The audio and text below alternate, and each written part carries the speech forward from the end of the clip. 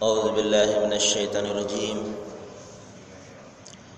بسم الله الرحمن الرحيم.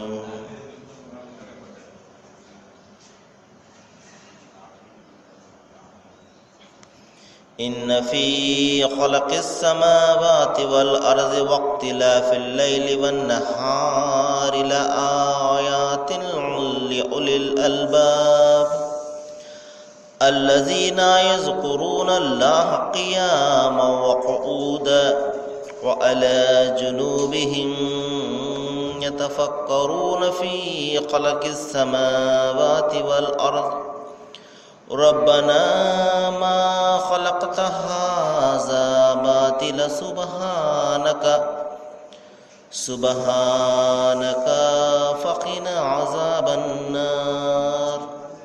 صدق الله العظيم. అనంత కరుణామయుడు, అపార కృపాశీలుడు, పాలకుడు, పోషకుడు, సర్వలోక ప్రభు అయిన అల్లాహ్ శుభనామంతో ప్రారంభిస్తున్నాను. సోదర సోదరిమణులారా, అయ్యలారా, అమ్మలారా, అస్సలాము అలైకుం రహమతుల్లాహి వబర్కాతు. సర్వలోక ప్రభువు సర్వేశ్వరుడు అల్లాహ్ అందరి జీవితాలలో శాంతిని, శుభాలను కురిపించునుగాక. ఆమీన్. ఇంతవరకు మనము మానవులందరి ప్రభువు, మానవులందరి ఆరాధ్యుడు, మానవులందరి దైవమైనటువంటి అల్లాహ్ మానవాళి కోసం ఆయన చివరి ప్రవక్త, మహాప్రవక్త ముహమ్మద్ సల్లల్లాహు అలైహి వసల్లం వారిపై అవతరింపజేసినటువంటి చివరి మార్గదర్శక దైవ గ్రంథం దివ్య ఖురాన్ నుండి 3వ అధ్యాయం 190వ వాక్యం యొక్క అరబీ మూలంను వినడం జరిగింది. ఈ వాక్యాలలో సృష్టి ప్రభువు ఒక నిజమైనటువంటి దైవ విశ్వాసి యొక్క ఆలోచన విధానం ఏ విధంగా ఉంటుంది, అతని యొక్క జీవితం ఏ విధంగా ఉంటుంది, అతను ఎటువంటి పరిస్థితుల్లో ఉన్నప్పటికీ కూడా ఏ విధంగా దైవాన్ని గురించి ఆలోచిస్తాడో ఇత్యాది విషయాల గురించి మనకు ఈ వాక్యాల్లో చెప్తున్నాడు. చూడండి దీని యొక్క అనువాదాన్ని. భూమి ఆకాశాల సృష్టిలో రేయింబవళ్ళు ఒకదాన్ని వెంట ఒకటి రావడంలో, నిల్చున్న కూర్చున్న పరుండిన అన్ని వేళలా కూడా ఎవరైతే ఆ దైవాన్ని స్మరించేవారు ఉంటారో వారు భూమి ఆకాశాల నిర్మాణాన్ని గురించి చింతన చేస్తారు. ఇటువంటి వివేకవంతులకు మరి ఎన్నో సూచనలు ప్రకృతిలో కనబడుతూ ఉంటాయి. సోదరులారా, ఒక నిజమైనటువంటి దైవ విశ్వాసి అతని ఆలోచన విధానమే వేరుగా ఉంటుంది.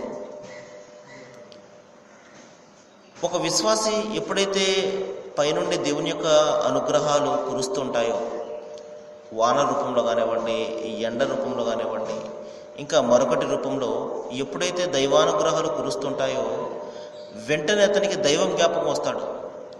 ఓ ప్రభు, ఓ దైవమా, నీవు ఈ అద్భుతమైనటువంటి ఈ విధానం ద్వారా మాకు వానను కురిపించకపోతే మాకు త్రాగడానికి నీరు ఉండేది కాదు, పంటలు పండించుకోవడానికి నీరు ఉండేది కాదు. ఇది నీ గొప్ప అనుగ్రహమే అని అతని మనసు కృతజ్ఞతతోటి నిండిపోతుంది. ఎందుకంటే చూడండి సోదరులారా, పైనుండి వాన నీరు కురుస్తుంది. అది ఏ విధంగా కురుస్తుందో ఏనాటిని మనం ఆలోచిస్తామా? చాలా తక్కువ మంది ఉంటారు. మరి మన భూమి మీద ఉన్నటువంటి నీరంతా కూడా, నదుల్లో ఉన్నటువంటి, సముద్రాల్లో ఉన్నటువంటి, కాలువల్లో ఉన్నటువంటి నీరు సూర్యరశ్మి ద్వారా మరి అది ఆవిరి రూపంలో పైకి పోతుంది. ఇదంతా కూడా మనము మన పుస్తకాలలో చదువుకుని ఉన్నాం. దీనినే మరి వాటర్ సర్కిల్ అని చెప్పేసి మనకు పిలుస్తారు. ఈ విధంగా పైకి పోయినటువంటి నీరు ఘనీభవించే మబ్బుల రూపంలో మరి పైన నిలువ ఉంటుంది. దైవం తాను తలిచినప్పుడు ఆ మబ్బుల నుండి వానను తిరిగి కురిపిస్తుంటాడు. ఈ విధంగా పడినటువంటి నీరు తిరిగి పైకి పోతుంటుంది. సముద్రాల్లో ఉన్నటువంటి ఉప్పు నీరు పైకి పోయి మంచి నీరుగా మారి మనకు క్రిందకు వస్తుంది. ఎంతటి గొప్ప టెక్నాలజీని దైవము మరి పెట్టాడో చూడండి. ఉప్పు నీరు పైకి పోయి ఉప్పు నీరుగానే కిందకు వచ్చినట్లయితే మనం దానిని వాడుకునే వాళ్ళమా? ఎంత మాత్రం కూడా త్రాగడానికి పనికొచ్చేది కాదు, మరి వ్యవసాయానికి కూడా పనికొచ్చేది కాదు. కానీ దైవం ఎంత అద్భుతమైనటువంటి ఆశ్చర్యకరుడు ఒకసారి చూడండి. ఆయన కారుణ్యాన్ని ఒక్కసారి మనము ఆలోచన చేసినట్లయితే, మరి ఉప్పు నీరు పైకి పోయి పరిశుభ్రమైనటువంటి నీరుగా అది మన కిందకు వస్తుంది. ఒక దైవ విశ్వాసి ఈ ఆలోచన చేస్తాడు. మరి ఎవరైతే దైవం పట్ల సరైనటువంటి అవగాహన ఉండదో, ఆలోచన ఉండదో, అతను గట్టిగా వాన కురిస్తే వెంటనే తిట్టుకోవడం మొదలు పెడతాడు. వెధవాన మరి బయటికి వెళ్లకుండా చేసిందని చెప్పేసి దేవుని యొక్క అనుగ్రహాన్ని గురించి ఎంత మాత్రం ఆలోచన చేయడు. లేకపోతే కొంతమంది మరి ఆ ప్రకృతిని చూసి పరవశించిపోయి ఆనందాన్ని పొందుతూ ఉంటారు. ఆ వాన పడినప్పుడు ఆనందాన్ని పొందుతూ ఉంటారు, ఇంకా వాతావరణం చల్లగా ఉన్నప్పుడు ఆనందాన్ని పొందుతూ ఉంటారు. అంతే తప్ప దీనిని కలిగించినటువంటి ఆ దైవాన్ని జ్ఞాపకం పెట్టుకోవడం అనేది చాలా తక్కువ మందిలో కనబడుతుంటుంది సోదరులారా. కానీ ఒక విశ్వాసి దైవం పట్ల మరి ప్రేమను కలిగి ఉన్నవాడు, భీతిని కలిగి ఉన్నవాడు, ఆయన యొక్క అనుగ్రహాల పట్ల మరి కృతజ్ఞత కలిగి ఉన్నవాడు, అతను అనుక్షణం కూడా దేవుని అనుగ్రహాన్ని చూస్తూ దైవాన్ని జ్ఞాపకం పెట్టుకుంటాడు. ఈ విషయాన్ని మనం గమనించాలి. కాబట్టి అటువంటి ఒక విశ్వాసి యొక్క ఆలోచన విధానము ఏ విధంగా ఉంటుందో సృష్టి ప్రభు ఇక్కడ తెలియజేస్తున్నాడు. ఏ విధంగా ఉంటుంది? మరి ఎవరైతే దైవాన్ని గురించి ఆలోచన చేస్తారో, దైవభీతిని ఎవరైతే కలిగి ఉంటారో వారికి మరి దైవం కనబడనవసరం లేదు సోదరులారా. దేవుని యొక్క ఈ ప్రకృతిలోనే మరి అనేక దైవ నిదర్శనాలు అతనికి కనబడుతూ ఉంటాయి. అదే విషయాన్ని ఇక్కడ చెప్తున్నాడు. భూమి ఆకాశాల సృష్టిలో మీకు దేవుని యొక్క శక్తి కనబడుతుంది. అద్భుతమైనటువంటి ఈ భూమి, మరి ఆకాశాలు, ఆకాశాలపైన సప్తాకాశాలు, ఒక్క ఆకాశాన్నే మనము అంతవరకు చేరుకోలేకపోయాం. దానిపైన ఇంకా అనేక 6 ఆకాశాలు ఉన్నాయి. ఈ విధంగా భూమి ఆకాశాల నిర్మాణాన్ని మనం ఒకసారి పరిశీలన చేసినట్లయితే ఇంత అద్భుతమైనటువంటి ఈ నిర్మాణాన్ని చూసి మరి ఒక దైవ విశ్వాసి దైవాన్ని జ్ఞాపకం తెచ్చుకోకుండా ఉండగలడా? అనుక్షణం కూడా దేవుని యొక్క ఆ మహిమ, ఆ శక్తి సామర్థ్యాలు అతనికి జ్ఞాపకం వస్తూ ఉంటాయి. మరి అంతేకాదు, రేయింబవళ్ళను ఒకసారి చూడండి. ఎప్పుడైనా మనం ఒక 8-10 గంటలు పనిచేసామంటే అలసిపోతాం.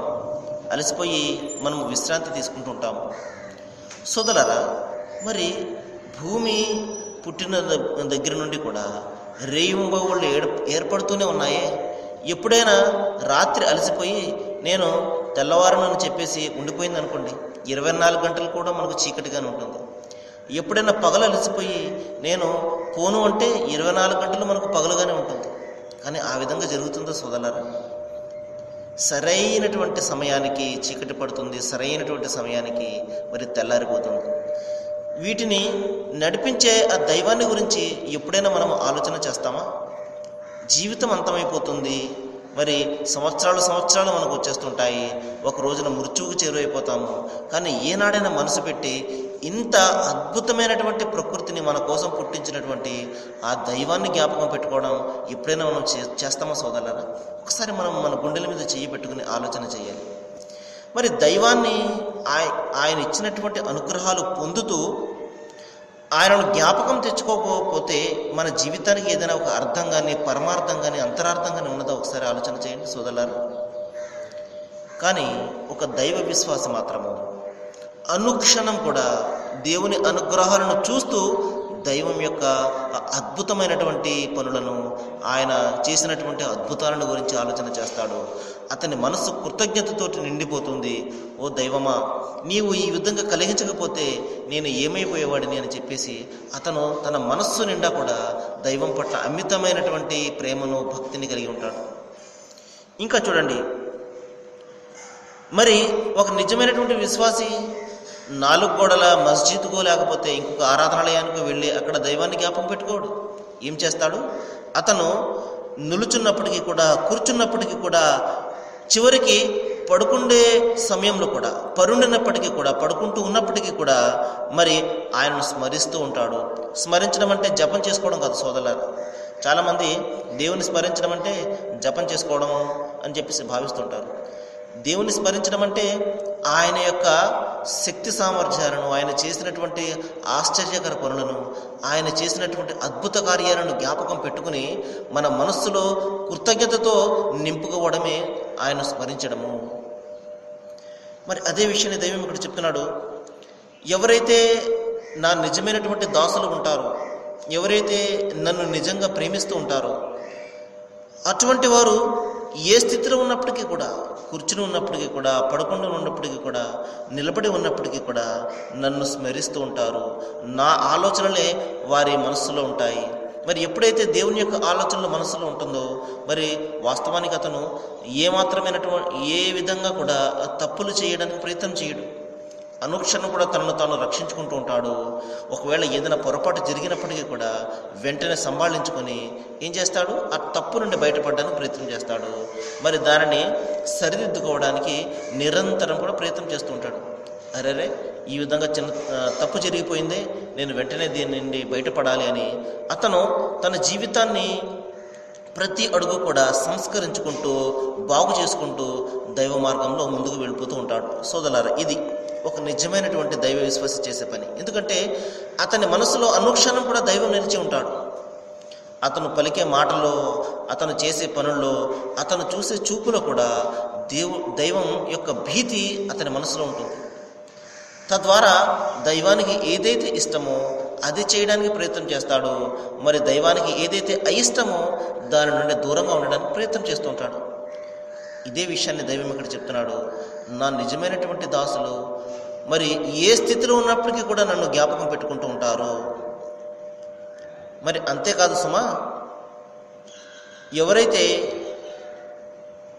ఈ విధంగా అనుక్షణం కూడా దైవాన్ని తన మనసులో పెట్టుకొని ఈ విధమైనటువంటి భీతిని దైవం కోరుతున్నాడు సోదరులారా. అంతే తప్పించి ఆయనకు ఒక స్వరూపాన్ని కల్పించి, లేకపోతే ఆయనకు ఒక ఫోటోను కల్పించి మనము ఆరాధన చేస్తేనే ఆయన దానిని అంగీకరిస్తాడు అని ఎంత మాత్రం కూడా కాదు సోదరులారా. ఈ విషయాన్ని మనము అనుక్షణం కూడా జ్ఞాపకం పెట్టుకోవాలి.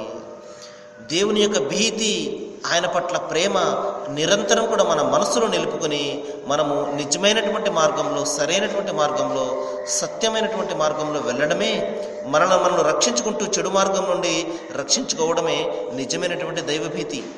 అంతే తప్పించి ఏదో ఒక స్వరూపాన్ని మనము కల్పించి ఆరాధన చేస్తే నా అంత గొప్ప దైవభీతిపరుడు లేడు అని చెప్పేసి మనం భావించామంటే మరి నిశ్చయంగా మనము చాలా పొరపాటులో ఉన్నట్టే, ఏమరపాటులో ఉన్నట్టే. ఈ విషయాన్ని మనం గమనించాలి. మరి సోదరులారా, దైవం చెప్తున్నాడు, వారు ఈ విధంగా ప్రార్థిస్తారు. ఎవరు?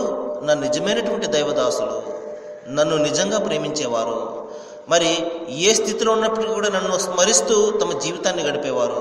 వారు ఈ విధంగా ప్రార్థిస్తారు. ఏమని? రబ్బన మా హలక్త హాజాబాద్ల సుభానక ఫకిన అజాబన్నార్. దీని అర్థం ఏమిటంటే, ఓ మా ప్రభు, నీవు ఈ అద్భుతమైనటువంటి ప్రకృతిని, ఈ అందమైనటువంటి ప్రపంచాన్ని కేవలము వ్యర్థంగా, లక్ష్యరహితంగా సృష్టించలేదు. ఓ ప్రభు, ఒక లక్ష్యం నిమిత్తము సృష్టించావు. ఇంత అద్భుతమైనటువంటి ప్రకృతిని దైవము ఇట్టే సృష్టించేశాడా?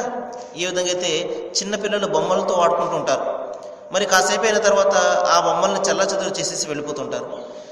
ఈ విధంగా సోదరులారా, ఏదో కాలక్షేపం నిమిత్తము మనలను ఏడిపించడానికో, లేకపోతే మనలను బాధ పెట్టడానికో దైవము మరి ఈ విధంగా మనకు జీవితాన్ని ఇవ్వడము, ఈ అందమైనటువంటి సృష్టిని సృష్టించడం జరిగిందా సోదరులారా?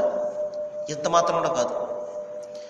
దైవము ఒక లక్ష్యం నిమిత్తము మనల్ని సృష్టించాడు, ఒక అర్థాన్ని, ఒక పరమార్థాన్ని పెట్టాడు మన జీవితానికి. అంతే తప్పించి బొమ్మలాట మాదిరిగా మనల్ని ఎంత మాత్రం కూడా సృష్టించలేదు. మనము మాట్లాడుకుంటూ ఉంటాం, దైవం ఆడిస్తున్నాడు ఆట అని, ఆయన మరి జగన్నాటక సూత్రధారి అని, రకరకాలైనటువంటి మాటలు మనం మాట్లాడుకుంటూ ఉంటాం. సోదరులారా, ఈ విధంగా మనల్ని ఏడిపించేసి, లేకపోతే మనల్ని బాధ పెట్టేసి ఆయన పొందే ఆనందం ఏది కూడా కాదు. ఎందుకంటే ఇక్కడ మనకు ఒక పరీక్ష పెడుతున్నాడు. ఎందుకంటే మనం ఈ పరీక్షలో నెగ్గాలి, మరణానంతరం శాశ్వతమైనటువంటి ఆ స్వర్గాన్ని సాధించాలి అంటే ఇక్కడ మనము దేవుని యొక్క పరీక్షలను తట్టుకొని ముందుకు వెళ్ళాలి. అంతేకాదు సుమా, దైవం పట్ల ఎప్పుడైతే భీతిని మనము కలిగి ఉంటామో ఆ కష్టాల నుండి, ఆ పరీక్షల నుండి బయటపడే మార్గం కూడా ఆయన మనకు బోధిస్తాడు. కాబట్టి మనలను ఏ మాత్రం కూడా ఒంటరిగా ఆయన విడిచిపెట్టడు. మనము చేయవలసినందల్లా ఏమిటంటే నిరంతరం కూడా ఆయన యొక్క భీతిని మనసులో కలిగి ఉండి మరి మనం జీవితాన్ని గడపాలి. ఆయన భీతి రావాలి అంటే ఆయన పట్ల సరైనటువంటి అవగాహన కలిగి ఉండాలి. అంతే తప్పించి ఆయన కూడా మనిషేనండి, ఆయన కూడా బాధలు పడుతుంటాడు, ఆయన కూడా మరి దెబ్బలు తింటుంటాడు ఇత్యాది మానవ బలహీనతలన్నీ ఆయనకు ఆపాదించినప్పుడు నిజమైనటువంటి దైవభీతి మనలో కలగదు. కేవలం పేరుకు మాత్రమే మనలో దైవభీతి ఉంటుంది. ఈ విషయాన్ని మనం ఇప్పుడు కూడా జ్ఞాపకం పెట్టుకోవాలి. మరికొన్ని విషయాలు మనము రేపు మాట్లాడుకోవడానికి ప్రయత్నం చేద్దాము. ఏ విషయాలైతే మన ముందుకు వస్తున్నాయో వీటి పట్ల ఆలోచన చేద్దాము, ఆచరణ చేద్దాము. నిజమైనటువంటి ఆ దైవాన్ని గ్రహించి మన జీవితాన్ని మనం మార్చుకుందాము. సృష్టి ప్రభు వల్ల అందరికీ మంచిని చేయాలని నేను వేడుకుంటూ ముగిస్తున్నాను. వాఖరుద్దామని అల్హమ్దులిల్లాహి రబ్బిల్ ఆలమీన్. అస్సలాము అలైకుం.